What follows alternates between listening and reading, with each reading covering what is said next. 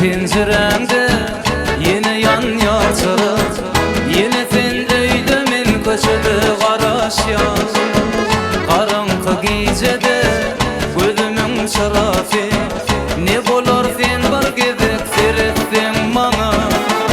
Gecenin kuşağında senem yılacak çayında, qadalaydiyan men sana şu durmuşumda.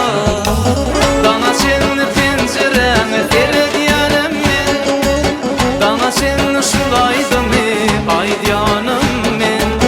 Dana gözlerimi açan gülümde, deniz yalı gözlere serediyanem men, deniz yalı gözlere serediyanem men.